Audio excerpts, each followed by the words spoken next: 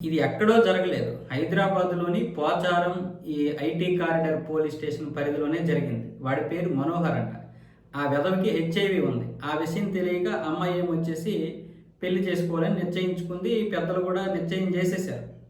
అంతా అయిపోయింది. తరువాత వీడికి హెచ్ఐవి ఉందన్న విషయం ఆమెకు తెలిసింది. దాంతో ఆ పెళ్లిని రద్దు చేసుకున్నారు. ఎవరైనా అదే చేస్తారు కదా!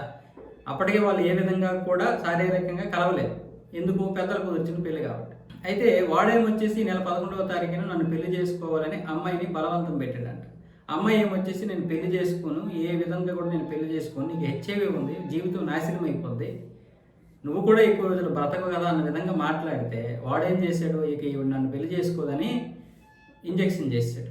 అంటే అప్పటికే జేబులో ఇంజెక్షన్ పెట్టుకున్నాడు. పెళ్లి చేసుకుంటానంటే ఓకే, లేదంటే ఇంజెక్షన్ చేసేస్తామని చేశాడు. అంటే తనలాగే ఆమె కూడా చనిపోవాలి.